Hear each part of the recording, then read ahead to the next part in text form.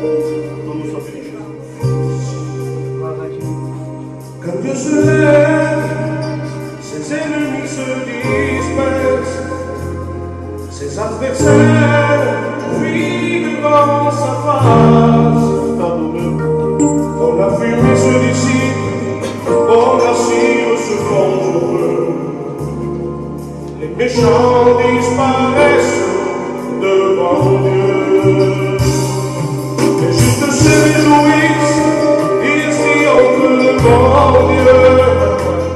Chantent des chants d'allégresse, même qu'un gars de peine. Jésus veille sur la nuit, il ne veut qu'aucun ne périsse. Que tous les hommes se déportent et changent de vie.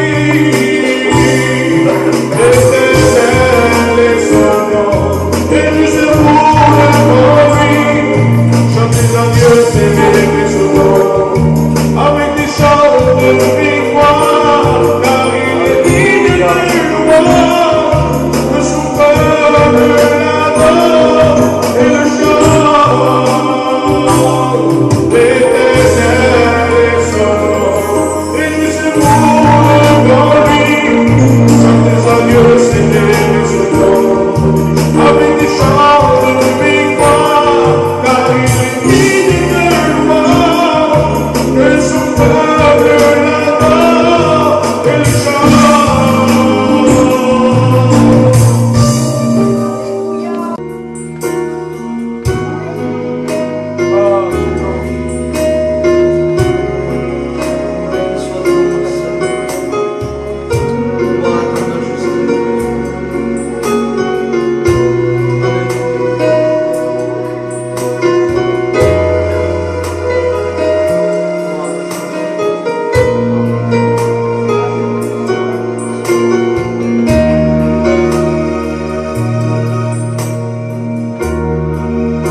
Une barque était en détresse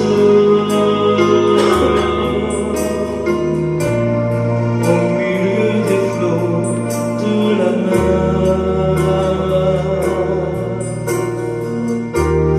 À bord s'est endormi mon maître. Les disciples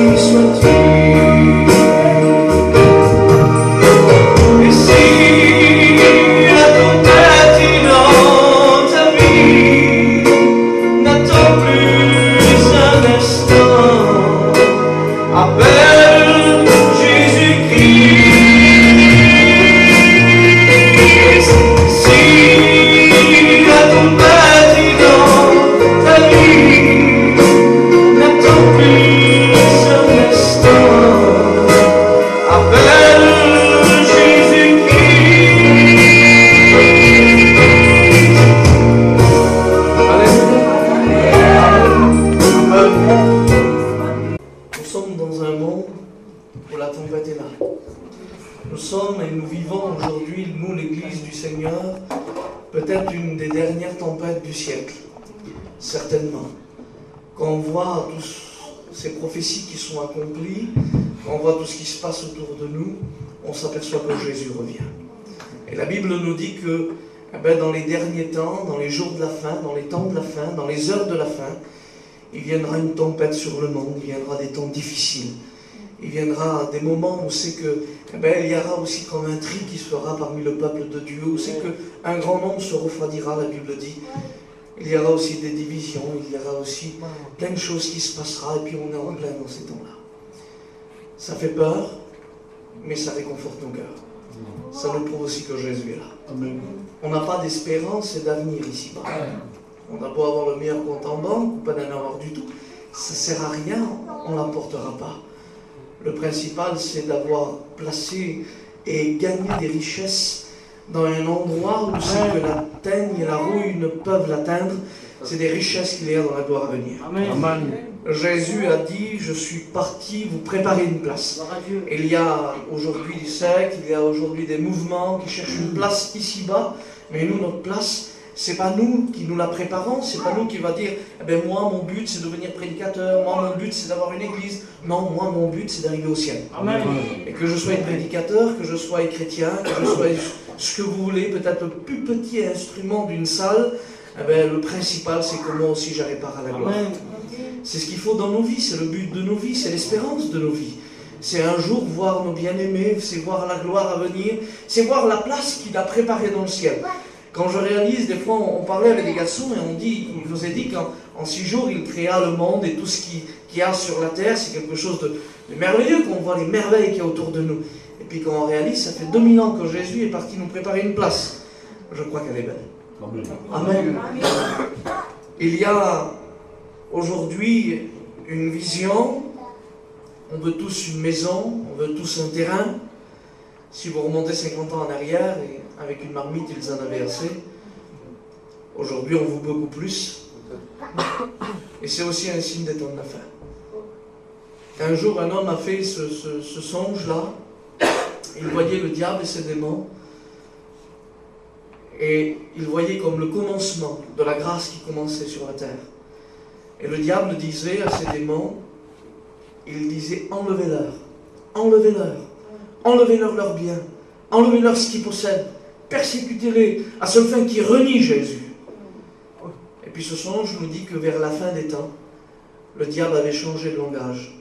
Et il disait, donnez-leur, donnez-leur, à seule fin qu'ils n'ont plus de temps.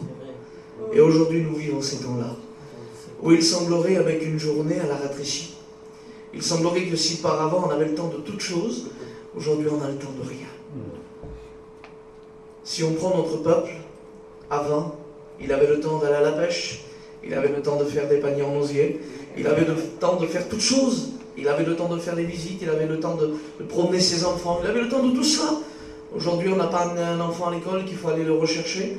On n'a pas passé par un problème qui a encore une difficulté. On n'a pas sauté un rendez-vous qu'on en a un autre.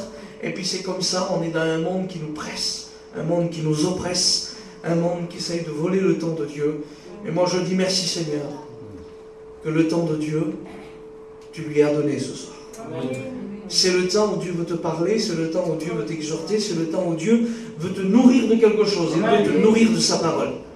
Et dans ces temps de la fin que nous vivons, on a besoin de sa parole. On n'a pas besoin de s'en détourner, on n'a pas besoin d'une parole nouvelle. On a besoin de l'évangile qui nous mène à la vie. Je regardais dernièrement une émission sur le pain. Et cet homme, c'est un passionné du pain.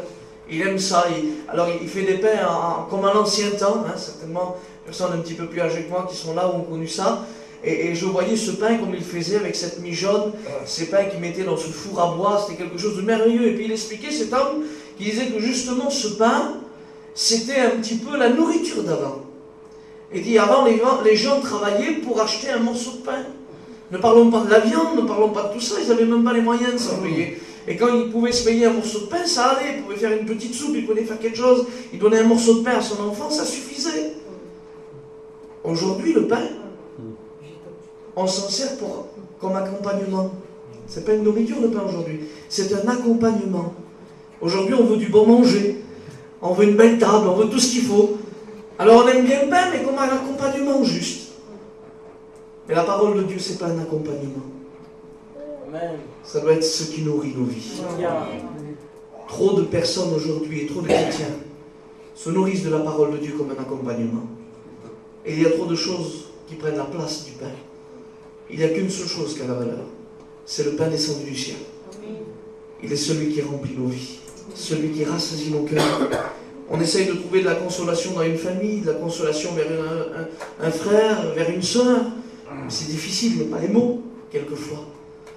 Et quand on a cherché le secours, quelquefois, même parmi les médecins, comme la sœur disait tout à l'heure, au début elle a eu peur, elle a paniqué. Je comprends avec tout ce qui s'est passé. Et puis, il est venu un moment où elle s'est attendue au Sauveur. Ça a consolé son cœur. Ça a consolé sa vie. J'ai écouté Manel qui disait qu'il avait fait cette expérience avec cet homme qui est venu lui parler de Dieu au moment où il avait besoin. Moi je me rappelle, j'étais à Leucate plage. Et puis c'était la dernière fête de la saison. J'arrêtais les fêtes foraines. Et puis je les arrêtais parce que Dieu m'avait appelé à son service. Mais dans mon cœur, il y avait plein de craintes. Pourquoi? Parce que c'était le seul travail que je savais faire. J'avais jamais chiné de ma vie, j'avais jamais fait un marché de ma vie. Moi, vous m'avez mis un métier dans les mains, il n'y avait pas de problème, je savais gagner de l'argent avec. Mais d'autres choses, je ne savais pas, j'ai été élevé sur les fêtes. Mais je faisais confiance à Dieu, mais dans mon cœur, il y avait un petit peu de crainte. Et c'était le soir, il était 1h du matin, j'avais renvoyé Cathy, ma femme, pour qu'elle aille chercher mon beau-frère pour m'aider à descendre un mât qui était assez lourd. Il était 1h du matin, elle était partie avec mes petits. Et puis moi, j'étais au bord, à Leucate plage, au bord de la mer, là. Puis brumé, c'était le soir, il était 1h du matin, il n'y avait plus personne. Et puis je vois arriver un homme, dans le brouillard. J'étais assis sur ma remorque. Et puis je vois arriver cet homme avec une barbe blanche. Et puis, il vient tout doucement, sans rien dire. Alors déjà, vous savez comment on est, hein, 1h du matin, dans la nuit, avec la brume, pas trop rassurant. Il est très courageux. Hein. Et puis il vient, il s'assied carrément à côté de moi. Alors je me recule un petit peu, et je regarde autour de moi, pour préparer à courir, enfin, plus vite que prévu. Et elle me dit, ça y est, c'est fini. Je dis oui, c'est fini. D'accord, ça y est, vous partez à un autre endroit alors. Je dis oui, on doit partir. Enfin, je dis, la saison est finie, je dis, maintenant, on arrête. Et puis il me dit ce mot, et quand il me dit ce mot, il y a ce déclic. Il me dit sur mon métier qui était là, c'est ton Dieu ça. Et il commence à me tutoyer, il me dit, c'est ton Dieu ça. Et je rigole, je dis non, c'est pas celui-là mon Dieu. Alors il m'a dit, attache-toi à ton Dieu, parce que ton Dieu t'appelle à son service. Alors il y a des fois comme ça, on est découragé, on a peur, on a des craintes. Il m'a dit des mots qui descendaient du ciel, des mots qu'il fallait à ce moment-là pour ma vie. Et il m'a dit, je suis chrétien. J'ai dit, demain matin, il y a le culte. Il dit, je ne sais pas où c'est. Je dis, si vous voulez, demain matin, à 9h30, je viendrai vous chercher, je vous amènerai. Puis quand je suis venu, cet homme n'était pas là. Je crois de tout mon cœur que Dieu prend soin de ses enfants. Si quelquefois il se sert peut-être d'un ange, c'est la Bible qui le dit, souvent de fois, il se sert de ses serviteurs. Amen. Vous savez, quelquefois on arrive plus vite, de rapidité, de dire oui, mais si un ange me parlerait, je prendrai ce qu'il me dirait. Hein? Pourtant, la parole de Dieu me dit qu'il n'a pas choisi des anges, mais il a choisi des hommes. Amen. S'il avait choisi un ange pour vous porter la parole de Dieu, certainement il serait plus beau que moi, meilleur que moi, plus saint que moi, mais il ne pourrait pas se mettre à votre portée. Parce qu'un ange ne vous comprend pas. Parce qu'un ange, c'est divin.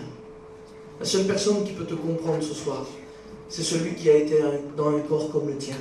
C'est Jésus. Amen. Un ange ne peut pas te comprendre. Il ne comprend pas la douleur, il ne comprend pas la crainte, il ne comprend pas les combats de la chair. Jésus comprend toutes ces choses. Et s'il confie sa parole à ses serviteurs, c'est parce que nous, on comprend aussi toutes ces choses. Amen. Il nous inspire. On n'est pas meilleur qu'un ange, loin de là. Mais on a été purifiés. On a le cœur comme un ange. Amen. Nous sommes enfants du ciel. Et c'est ça qu'il faut réaliser dans nos vies et dans nos cœurs. Il y a un verset de la parole de Dieu qui nous parle justement il nous est dit que dans Romains 15,4, or tout ce qui a été écrit d'avance l'a été pour notre instruction. Ça veut dire que toute la parole de Dieu qui a été écrite d'avance, c'est-à-dire elle a été écrite bien avant cette réunion de ce soir, il y a des expériences, il y a des paroles de Dieu, il y a des psaumes, il y a des cantiques, il y a toute chose qui a été écrite dans la parole de Dieu. Il nous dit que toute écriture est inspirée de Dieu il a été inspiré pour écrire la parole de Dieu, que toute écriture a été inspirée par Dieu. J'arrive à le lire. Et puis, il nous est dit que tout ce qui a été écrit là d'avance, c'était pour notre instruction. Et je crois de tout mon cœur que cette soirée, il avait préparé aussi d'avance. Sachant de quelle position de cœur tu allais rentrer dans cette salle. Connaissant ton besoin, connaissant ton souci, connaissant ton tracas. Peut-être déjà à travers les témoignages, peut-être déjà à travers le chant, il a commencé à parler dans ton cœur. Et ça, il faut le saisir. Il ne faut pas passer à côté. Il ne faut pas dire que c'est une coïncidence quand tu nous parles. Il faut dire, Seigneur, tu me parles, je vais écouter ce que tu as à me dire. Trop de fois, on écoute des voix qui sont contraires à celles de Dieu. Mais dans cette soirée, on ne veut pas se tromper. On sait quand Dieu nous parle. On reconnaît quand Dieu nous parle. Il est dit que la brebis entend la voix du berger et elle la reconnaît. Si tu es une brebis du Seigneur, tu sais quand il te parle. Que ce soit une parole qui soit brève, une parole qui soit douce, une parole qui te reprenne, tu sais quand il te parle. Et ça, c'est l'Esprit qui est en toi qui te le révèle. Et dans cette soirée, c'est ce qu'il faut faire, c'est dire, Seigneur, je veux être sensible à l'Esprit. Parce que l'instruction, si la parole de Dieu nous a été donnée pour recevoir une instruction, il nous est dit, c'est afin que par la patience et par la consolation que donnent les Écritures, nous possédions l'espérance. Veux-tu posséder l'espérance? Veux-tu posséder l'espérance? Amen. Alors il y a des choses pour la posséder. Il y a deux choses pour posséder l'espérance. La première, c'est la consolation. Et la deuxième, c'est la patience. Et puis dans cette soirée, l'instruction de la parole de Dieu nous apprend à obéir et nous apprend à mettre en pratique la parole de Dieu.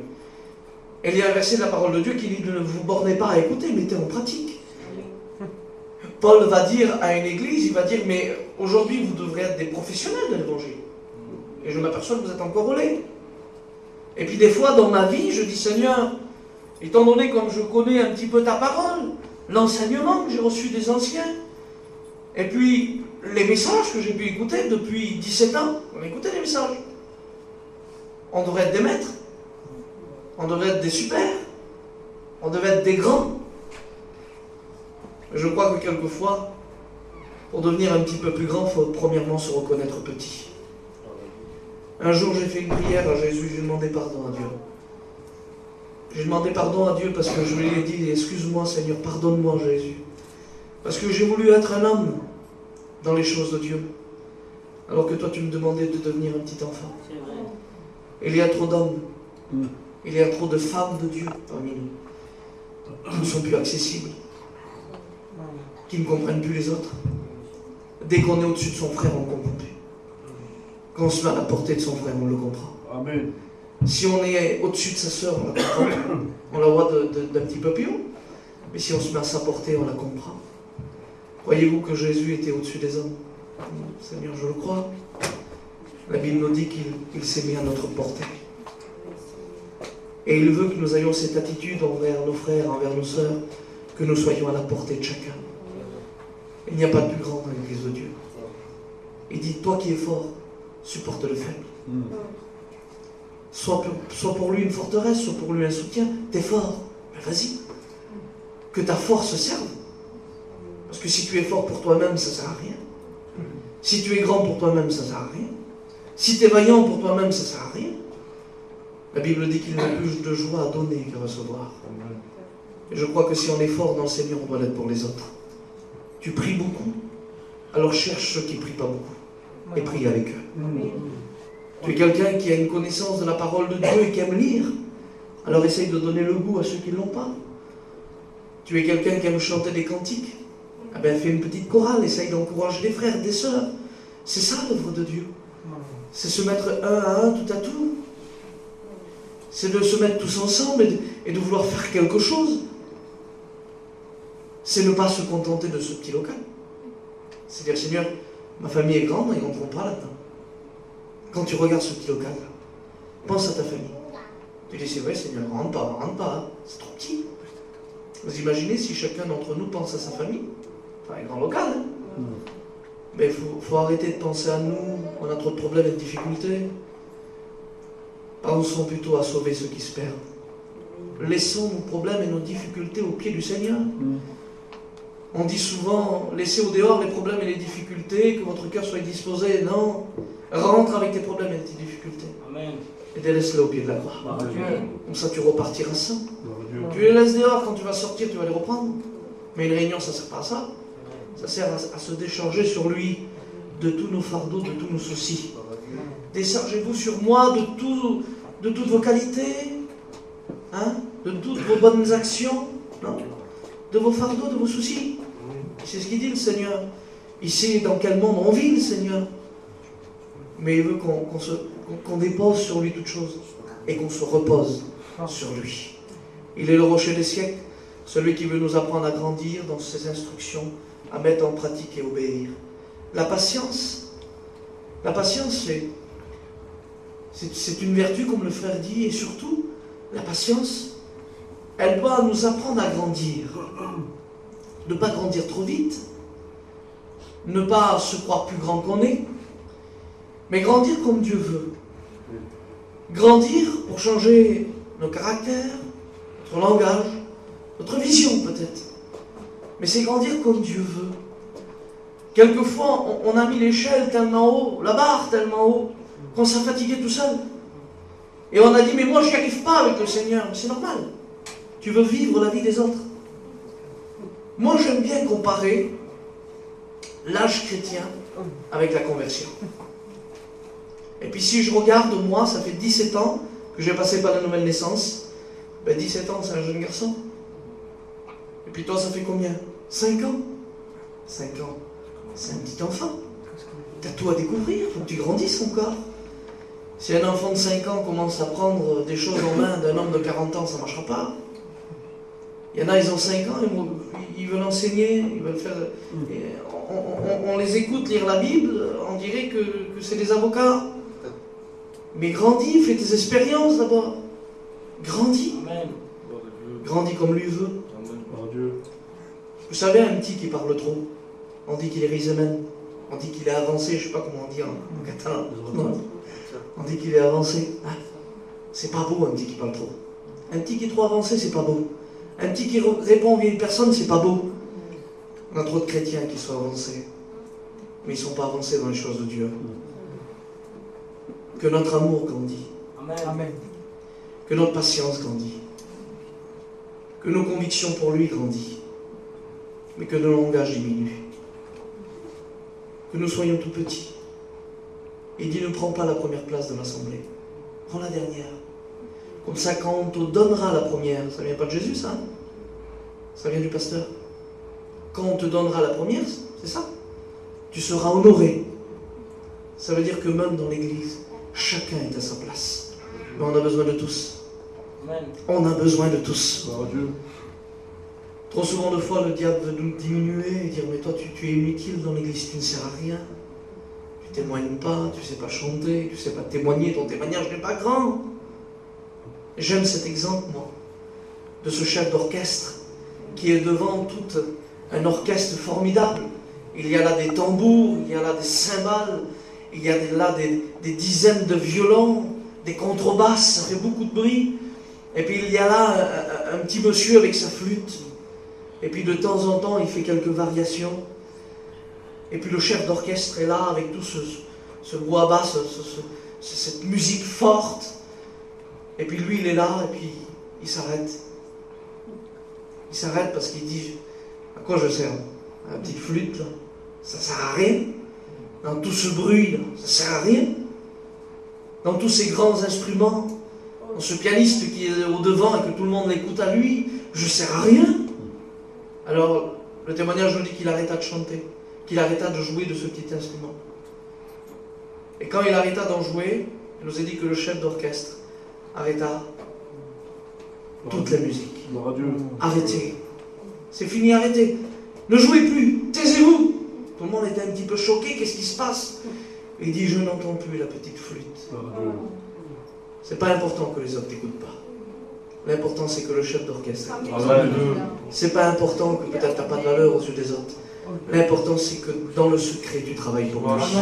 L'important c'est que dans la prière on a besoin de toi. L'important c'est que le serviteur de Dieu qui est derrière ce micro et qui est responsable de cette église avec les frères engagés ont besoin de ta prière. On ne combat pas contre la chair et le sang. On combat contre des dominations, c'est la Bible qui le dit. Vous n'avez plus à combattre contre la chair et le sang, mais contre les dominations. Et contre les dominations, on a besoin d'une seule chose, c'est de s'armer de prière. C'est de s'armer de louange. C'est de s'armer de force, des forces spirituelles, on en a besoin. Vous savez, un jour, un frère prédicateur qui était dans le besoin dans un hôpital, il était là paralysé, il n'en pouvait plus. Et puis, il sentait comme un esprit que le cherchait. Vous avez vu dans ces films qu'on voit comme quelque chose qui marche, et que c'est une caméra, et qu'on voit qu'elle cherche quelque chose? C'était comme ça. Et le Seigneur lui faisait voir, comme un esprit qui cherchait parmi les hôpitaux, dans les chambres, et qu'il le cherchait à lui. Et lui, il était réconforté dans son cœur. Et il disait, Seigneur, c'est ton esprit qui me cherche pour venir me réconforter.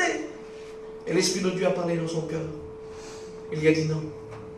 Ce sont les prières de tes frères et de tes sœurs qui parviennent jusqu'à toi. C'est une force, l'Église, quand elle est unie. C'est une force, l'Église, quand elle a la même vision et le même combat. C'est une puissance de Dieu. Gloire à Dieu. Ne cherchons pas à comprendre ce qu'on ne comprend pas. Il y aura des réponses qui nous seront données dans le ciel. L'important, c'est d'être au combat. Il y a, si en pleine bataille, il y aurait, je ne sais pas moi, un soldat qui viendrait vers le patron et qui dirait, voilà, moi je ne comprends pas trop pourquoi on a pris cette direction, on aurait dû plutôt partir par là-bas. Le chef disait, mais va aider tes frères plutôt, ils sont en pleine guerre, en train de se tuer sur le champ de bataille, et toi tu nous dis qu'on ne sait pas diriger les troupes. Un caporal sait diriger ses troupes. Il a été instruit pour cela. Alors ne te soucie pas, toi, combat. Fais ton travail, fais ta part. Fais ce que Dieu te demande. Tiens-toi à ton poste. Amen. On a besoin de toi. Dieu a besoin de toi. Alors reprends des forces. Peut-être on est déçus, peut-être on est découragés. Parce que nous qui sommes serviteurs de Dieu, on n'est pas habiles. Des fois on est que des hommes. On dit un mot en travers. On a fait quelque chose qu'on ne pensait pas que ça allait faire peut-être du mal. Et par la suite, on dit Seigneur, je ne voulais pas que je n'ai pas fait ça dans ce sens-là. Mais on l'a fait parce qu'on fait des erreurs. Mais toi, ne prends pas cette erreur comme appui pour rester dans une position qui n'est pas bonne. Pas soutre. Et dis, c'est rien. Il a trop de soucis, c'est rien. Moi aussi, je veux me soucier du même souci. Le souci de l'Église. Le souci des âmes. Je ne veux pas m'arrêter sur un mot, sur une parole dite. Non. Je veux m'arrêter sur ce que tu veux pour ma vie, Seigneur. Je veux m'arrêter sur ce que tu veux pour mon cœur. Tu m'as demandé des choses et je les ai délaissées à cause que j'ai été déçu. Tu as été déçu peut-être dans ton cœur. Mais le Seigneur veut t'encourager ce soir. Amen. Reprends les armes que tu avais délaissées. Ils sont devant ce pupitre pour toi. Peut-être tu as délaissé les chaussures du zèle. Tu en manques. Tu as rêvé pourtant. Tu les as délaissées ce soir. Et puis tu as délaissé le bouclier aussi pour arrêter les traits enflammés du malin. Puis des pensées sont rentrées dans ton cœur. Il y a des racines qui sont là et puis ça ne va pas. La Bible dit que si l'Éternel trouve des ronces et des épines, il marchera contre elles et il les arrachera. Veux-tu le laisser faire ce soir? Amen. On veut grandir dans la patience et puis dans la consolation. Consolé par sa parole, consolé par ses promesses, consolé par des actions de grâce, de guérison, de miracle. Il nous console par toutes ces choses, le Seigneur. Et s'il veut la patience dans nos vies, nous supportant les uns les autres, c'est difficile. Moi, je crois que c'est difficile. Il y en a qui disent c'est facile, moi je ne crois pas. C'est difficile de supporter. C'est difficile. Vous savez, si vous avez eu besoin de demander à Jésus de vous augmenter la foi, moi, je l'aurais fait peut-être devant un démon. J'aurais dit, Seigneur, là, augmente ma foi, pour pas que je parte en courant. Peut-être que je l'aurais fait comme Pierre, pour marcher sur les eaux. J'aurais dit, Seigneur, augmente la foi, parce que là, marcher sur l'eau, ça va être difficile pour moi. Mais un jour, Jésus a dit ces mots. Si ton frère te fait du mal 7 fois dans une journée, pardonne-le 7 fois, 77 fois. Les apôtres ont répondu à cette question de Jésus, Seigneur, augmente-nous la foi. C'est pour le pardon qu'ils l'ont demandé. Ne nous faisons pas plus forts que nous sommes. Quand notre chair est touchée, il faut faire attention. Ne laissez rentrer aucune racine d'amertume. Et dire, Seigneur, pardonne-moi.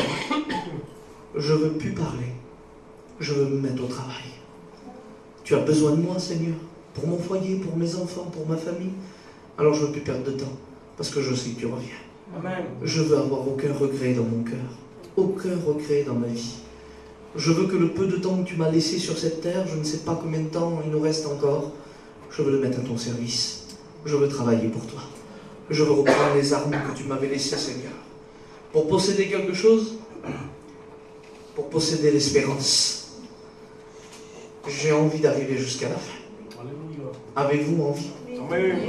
Si on sert le Seigneur, si nous sommes chrétiens, si on a donné notre vie à Jésus, c'est pas pour faire partie d'une salle, c'est pas pour être membre d'une église, mais c'est pour arriver à la fin. C'est pour avoir et être attaché à une seule espérance, c'est revoir nos bien-aimés. La Bible nous dit qu'il y a un signal donné à la voix d'un archange, les morts en Christ ressusciteront. Quelle espérance, quelle force, quel encouragement. Et nous, les vivants, nous serons enlevés. Et nous partirons ensemble à la rencontre du bien-aimé dans les nuées. Quel moment puissant, Seigneur. Et il y a des fois où je dis, Seigneur, tarde ta venue, parce qu'il y en a trop qui ne sont pas encore sauvés. Et puis il y a des fois où je me dis, Seigneur, je ne sais pas qu'est-ce que demain pourra engendrer. Alors viens, Seigneur. Et la Bible termine ainsi, que celui qui lit ces paroles dit Amen et vient. Alors je veux appuyer ma vie sur cette parole. Je veux dire Amen à cette parole qui me reprend, qui m'encourage. Les paroles de mes serviteurs qui m'exhortent et qui veulent mon bien et qui reçoivent, parce que Dieu a établi des ministères sur l'Église. Il y a des gens aujourd'hui, ils disent « Oh, ne te tracasse pas avec les serviteurs de Dieu, suis Jésus, juste ça. Tu suis juste le Seigneur, ça suffit. » C'est pas vrai, c'est une fausse doctrine, ça. Il nous a dit que le Saint-Esprit a établi des ministères sur l'Église pour la faire paître, pour la diriger, pour la conduire. Et si Dieu fait confiance à ses serviteurs, c'est pas à toi à les mettre en doute. Fais confiance. Ça fait partie de la foi. Est-ce que tu crois qu'il t'aime? Je le crois aussi. Alors il veut le meilleur pour toi. Accepte-le dans ta vie. Ce sera pour toi une puissance de Dieu. Et j'aimerais qu'on prie le Seigneur. J'aimerais qu'on le fasse ensemble. J'aimerais qu'on ferme nos yeux. Gloire à ton Saint-Nom, Seigneur Dieu. Vous savez, on n'a pas plus de révélation que les autres. On n'est pas plus spirituel que ce que vous voulez. On est des hommes, on est des serviteurs de Dieu avec nos combats, avec nos faiblesses, avec nos manquements. On a les mêmes combats que toi. Mais dans cette soirée, le Seigneur me faisait voir des cœurs. Des cœurs qui avaient délaissé des armes.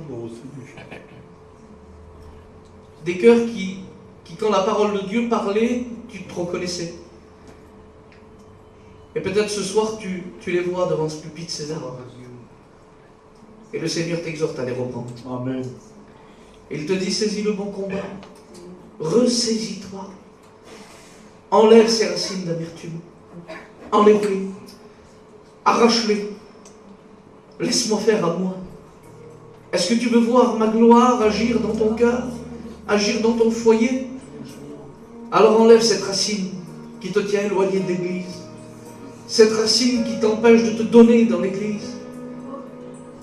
Si tu veux qu'on prie pour toi ce soir, pour que le Seigneur te bénisse et qu'il remet dans ton cœur des sentiments peut-être oubliés, des sentiments perdus, reprendre les armes que tu as délaissées. Alors ce soir, par la foi, dis-lui au Seigneur, Seigneur, je veux encore combattre. Malgré les coups, malgré les incompréhensions, malgré ce que j'ai déjà passé, ce que j'ai déjà subi, Seigneur, tu connais ma souffrance. Tu connais, Seigneur. mais je veux travailler pour toi. Amen. Si je peux être utile, et si tu as besoin de moi, Seigneur, alors utilise-moi. Seigneur, je ne suis pas grand, mais je sais que j'ai de la valeur à tes yeux. Alors lève ta main, on va prier pour toi. Gloire à Jésus. Gloire au Seigneur. Amen. Jésus te voit. Jésus te voit, mon frère. Jésus te voit, ma soeur. Saisis-le par la foi ce soir. Et dis, Seigneur, le peu de temps que j'ai, je ne sais pas, Seigneur, mais je t'attends comme si tu reviendrais ce soir. Alors déjà, quand je sors de ce lieu, je veux me mettre au travail. Je veux façonner mon caractère. Je veux façonner mon langage. Je veux façonner ma vie. Seigneur, je veux que tu me rendes comme toi tu veux. Y avait-il encore quelqu'un qui voudrait qu'on prie pour elle, qu'on prie pour lui? Que le Seigneur te redonne. Peut-être tu as perdu la joie. Tu n'as plus la joie de ton salut. Parce que le monde a mis la tristesse dans ton cœur. Parce que la séparation a mis de la tristesse dans ton cœur. Mais le Seigneur veut te fortifier ce soir. Et te dire, moi, je veux que tu repartes d'un pas nouveau. Et il nous a dit, Seigneur, qu'il nous renouvelle dans la marche. C'est ta part à toi. Il faut que tu dis, Seigneur, je veux aller plus loin. Gloire à Jésus. Jésus te voit, ma soeur. Et si tu dis, je veux aller plus loin, lui peut faire quelque chose avec ça. Alors lève ta main, on va prier pour toi. Alléluia. Gloire à Jésus. Gloire à la Merci tous ces mains, Seigneur. On va prier Jésus ensemble. Je demandais à mon frère Manel de prier le Seigneur pour ces personnes. On se joint à la prière du frère. Amen. Seigneur, nous te bénissons. Combien ce soir tu as été clair, Seigneur. Tu as parlé dans les cœurs. Ce que tu désires, Seigneur, c'est qu'il y ait des cœurs bouillants pour toi, Seigneur. Que de grâce, renouvelle. Renouvelle, Seigneur, ce que tu nous amènes ce soir. Renouvelle ton église, Seigneur, de ta puissance, Seigneur. Je mets l'espérance dans les cœurs, Seigneur. Augmente la foi dans les vies, Seigneur. Afin que ton église soit une église, Seigneur, puissante devant toi. Une église droite, Seigneur, devant toi. Une église qui intercède, Seigneur. Alléluia. Je de grâce, ce que tu as donné, Seigneur, ne nous l'a pas repris. Seigneur, bénis celle qui a levé sa main ce soir. Seigneur, qui puisse reprendre sur les âmes qui a délaissé. Seigneur, que ton Esprit Saint ce soir renouvelle nos forces, Seigneur. C'est pour celui qui a baissé les bras. L'église de Dieu, lève ta vers le ciel ce soir.